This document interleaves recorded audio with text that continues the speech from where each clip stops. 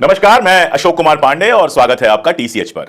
बहराइच में जो दंगे हुए, बहराइच में जो घटना हुई जिसमें एक लड़का मारा गया, उसके बाद से लेकर गोदी मीडिया ने इतना तमाशा मचाया कि लोगों को वाकई विश्वास हो गया कि सारी की सारी गोदी मीडिया के हाथ में असली वाला पोस्टमार्टम पहुंच गया है और उसी से वो बता रहे हैं कि नाखून नोचे गए, ये किया गया, वो किया गया। जितनी क्रूरता उनके दिमाग में थी, जितनी कल्पना वो कर सकते थे, वो सारा कुछ किया। और यह भी लगता है कि कहीं से उनको कोई टूल किट मिला था, इसीलिए सारे के सारे वही झूठ फैला रहे थे। हेलो हाय अस्सलाम वालेकुम दोस्तों, वेलकम टू माय चैनल। दोस्तों आज की वीडियो में हम देखने वाले हैं गोदी मीडिया का काला सच। हाँ दोस्तों, आजकल देश में गोदी मीडिया को मुसलमानों से बहुत ही ज़्यादा प्यार हो चुका है, इसलिए अगर देश में कुछ भी हो जाए तो गोदी मीडिया सिर्फ बहाना ढूंढती है मुसलमानों के साथ जोड़ने को।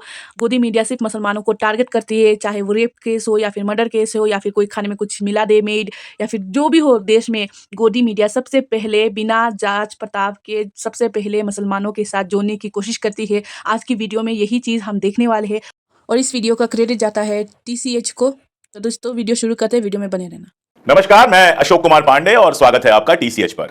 बहराइच में जो दंगे हुए, बहराइच में जो घटना हुई जिसमें एक लड़का मारा गया, उसके बाद से लेकर गोदी मीडिया ने इतना तमाशा मचाया कि लोगों को वाकई विश्वास हो गया कि सारी की सारी गोदी मीडिया के हाथ में असली वाला पोस्टमार्टम पहुंच गया है और उसी से वो बता रहे हैं कि नाखून नोचे गए, ये किया गया, वो किया गया। जितनी क्रूरता उनके दिमाग में थी, जितनी कल्पना वो कर सकते थे, वो सारा कुछ किया। और यह भी लगता है कि कहीं से उनको कोई टूल किट मिला था, इसीलिए सारे के सारे वही झूठ फैला रहे थे। मैं कुछ नाम ले लूंगा, नाम लेने में कोई बुराई नहीं है जब ये लोग खुल के समाज के अंदर जहर फैलाते हैं। चित्रा त्रिपाठी जो आजकल एबीपी न्यूज में चली गई हैं, उन्होंने बाकायदा शो किया।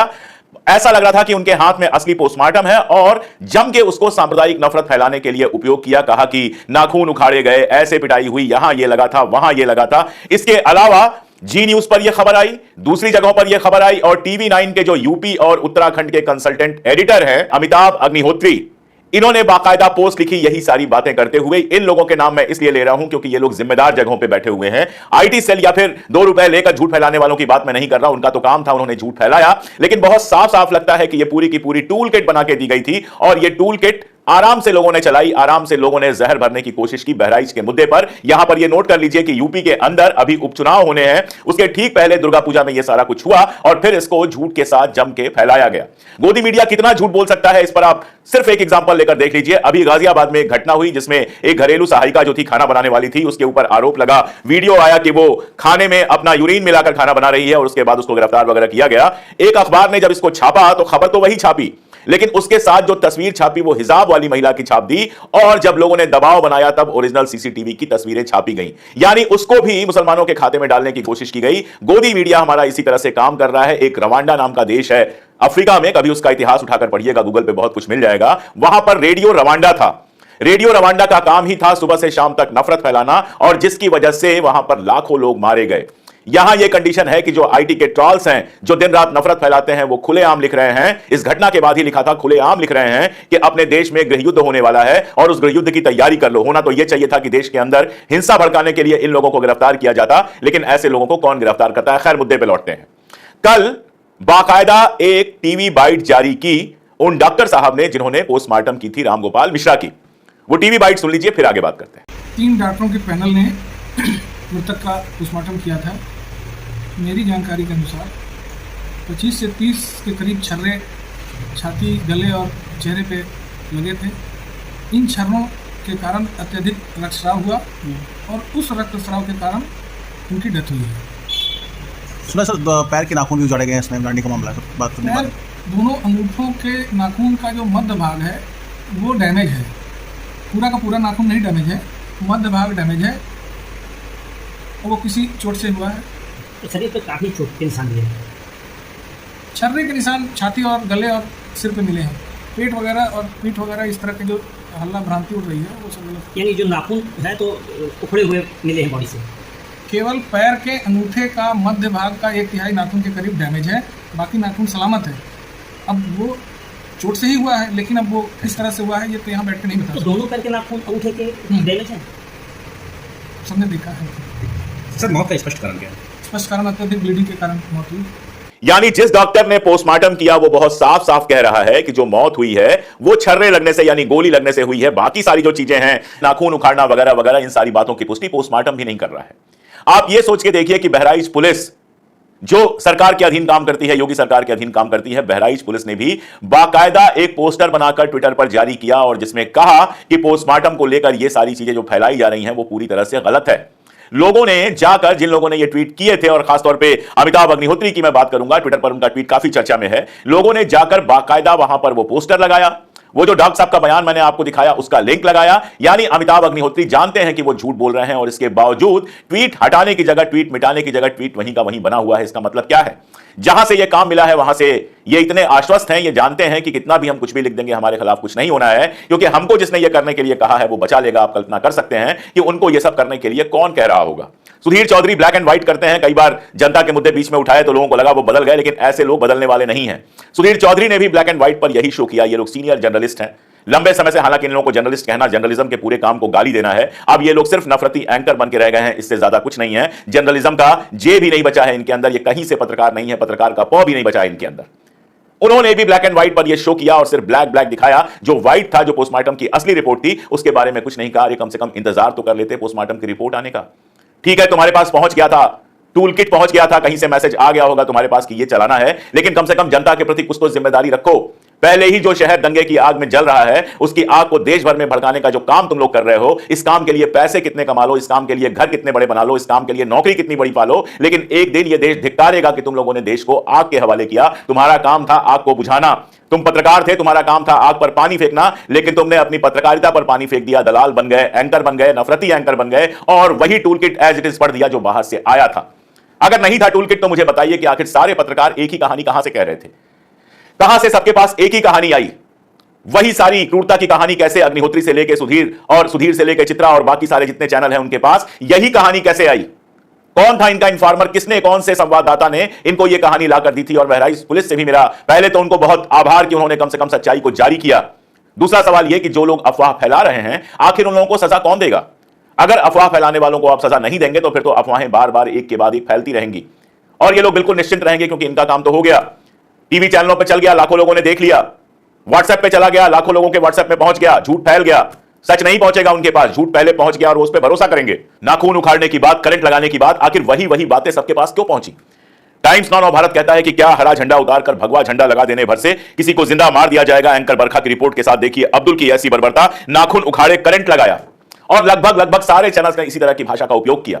पहला सवाल तो क्या इन लोगों को यह दिखाई नहीं दिया कि जुलूस जानबूझकर उस इलाके से जा रहा था? उस आदमी के घर के सामने तमाशा किया गया, गंदे नारे लगाए गए, उसके घर पे चढ़ा कोई बंदा, झंडा उतारा, रेलिंग तोड़ी साथ में, यह सारा कुछ हुआ। और इसके बाद भी मैं हमेशा से उन लोगों में हूं, जब पहली बार भी इस घटना पे मैंने बात की थी तो मैंने यही कहा था कि गोली मारना बिल्कुल गलत था। गोली नहीं मारी जानी चाहिए, किसी भी हालत में गोली नहीं मारनी चाहिए थी। पकड़ के उसको पुलिस को भी सौंपा जा सकता था, कुछ और भी किया जा सकता था। लेकिन जरा एक मिनट अपने दिमाग को खुला रख के सोचिए कि जिस तरह से हर त्योहार पर मुस्लिम इलाकों से जुलूस निकालकर वहां मां बहन की गालियां देते हुए लोग निकलते हैं, गंदे गंदे गाने चलाते हैं, मस्जिदों के सामने डीजे बजाते हैं और सारा तमाशा करते हैं।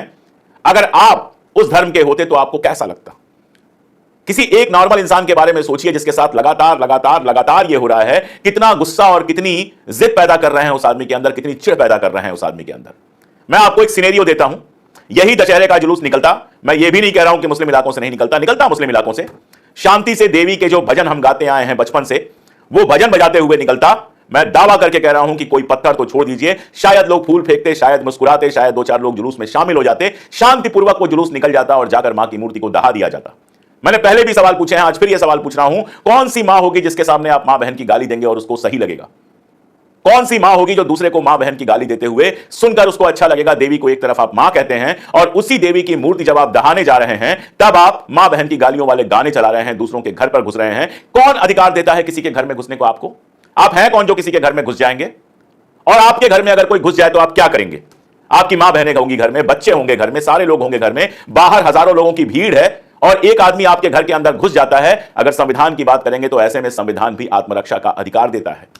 गरीब आदमी था रामगोपाल मिश्रा, उसके घर की तस्वीरें आई, राजेश साहू ट्विटर पर हैं, वो दैनिक भास्कर के पत्रकार हैं, वहां तक पहुंचे थे, उन्होंने तस्वीर जारी की थी वहां के घर की। उस घर की हालत आप देखिए। वो बता रहे हैं कि इसके 2 भाई पहले ही मर चुके हैं, कुछ दिन पहले इसने शादी की थी और वो भी लव मैरिज की थी। इसने भंडारों में खाना बनाकर अपना काम चलाता था। किसने उसके नसों में जहर की वो सुई लगाई कि वो जुलूस में तो जाता ही है, साथ में किसी के घर पे चढ़ के और उसकी रेलिंग तोड़ देता है, झंडा हटाकर अपना झंडा फहरा देता है। आखिर कोई तिरंगा तो वो नहीं फहरा रहा था, और तिरंगा भी हो तो किसी के घर पे आप जबरदस्ती तो नहीं फहरा सकते। आपके घर पे पूजा होती है, हनुमान की पताका लगती है, कोई अगर वो पताका गिरा के कोई दूसरा झंडा लगाना चाहे तो आपको कैसा लगेगा? आखिर त्योहार मनाने का ये नया तरीका कैसे आया है, और ये नफरतें कौन फैला रहा है? यही लोग जिनके नाम मैं ले रहा था। शलभ मणि त्रिपाठी उत्तर प्रदेश के विधायक हैं, मेरे शहर से ही विधायक हैं, पत्रकार हुआ करते थे, अच्छे पत्रकार हुआ करते थे। पत्रकारों की लिस्ट जारी कर रहे हैं, बता रहे हैं कि सारे के सारे चैनल जो हैं वहां पे सिर्फ मुसलमानों को भेज रहे हैं कवर करने के लिए। कांग्रेस के जो प्रवक्ता हैं और हमारे मित्र सुरेंद्र राजपूत, उन्होंने तुरंत एक लिस्ट जारी की कि एएनआई से गौरव अरोड़ा को, अक्षय वर्मा को भेजा गया था, अजय कनौजिया को भेजा गया था, दूसरे चैनलों के उन्होंने नाम लिए और बताया कि देखिए 3 हिंदू तो मैं अभी बता रहा हूं और बाकी भी बताऊंगा। इसका नतीजा क्या हुआ कि वहां पर एक इंप्रेशन गया कि सारे जो पत्रकार आए हैं वो मुसलमान हैं और वो हमारे खिलाफ हैं। उस चक्कर में रामबरन चौधरी नाम के एक पत्रकार का हाथ टूट गया, और वो तो उनका कहना है कि उनके हाथ में कलावा था, अगर कलावा नहीं होता तो शायद उनको भीड़ मार डालती। विधायक हैं, विधायक का काम क्या है? विधायक का काम था अगर इतना प्रेम है तो वहां जाते, हालात देखते और वहां शांति स्थापित करने की कोशिश करते। मैं ये नहीं कह रहा हूं कि जिसने गोली मारी है उसको आप छोड़ दो, उसको जो सजा मिलनी चाहिए कानूनन उसको वो सजा मिले, लेकिन इसका मतलब ये तो नहीं है कि आप पूरे शहर में दंगा फैला देंगे और पूरे शहर का दंगा फैलने के बाद आप इस तरह की और खबरें चलाएंगे ताकि दंगा भड़कता रहे, दंगे में कहीं से शांति ना मिले। अखिलेश यादव जी ने बिल्कुल सही कहा था कि ये दरअसल जो है वो पुलिस प्रशासन की नाकामी है। LIU होता है जो चप्पे चप्पे की खबर रखता है कि आगे क्या होने वाला है, लोकल इंटेलिजेंस यूनिट होती है। उस लोकल इंटेलिजेंस से निश्चित रूप से खबर आई होगी कि कुछ लोग माहौल बिगाड़ने की कोशिश कर रहे हैं। रास्ता बदला जा सकता था, अगर रास्ता वही था तो बड़ी पुलिस फोर्स दोनों तरफ लगाई जा सकती थी, जिसको यह कहा जाता कि किसी भी हालत में माहौल ना बिगड़ने दो। लेकिन यहां तो हालत यह है कि हम सैकड़ों ऐसे वीडियो देख चुके हैं कि माहौल बिगड़ा रहता है, पत्थर चलते रहते हैं, लाठियां चलती रहती हैं और पुलिस अगल बगल घूमती रहती है।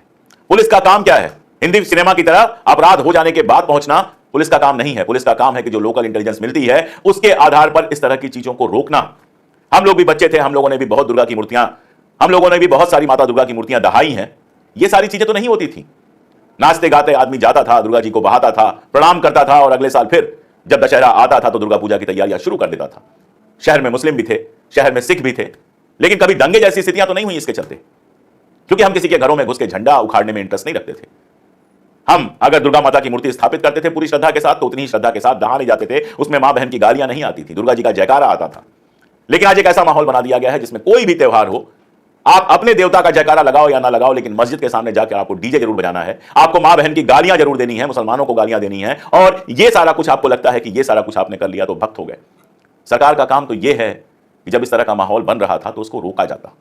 100% सच बात की है अशोक पांडे जी ने कि हमारे देश के जो गोदी मीडियाज है और जितनी भी पॉलिटिशियंस है उनका सिर्फ काम यही रह गया है कि किस तरह से नफरत को बढ़ावा देना, किस तरह से झूठी अफवाहें फैलाना, यही काम रह गया है। तो दोस्तों ये सब झूठी न्यूज़ से बचे और किसी की भी न्यूज़ की जो अपडेट्स होते हैं वो सबको आंख बन के भरोसा ना करें।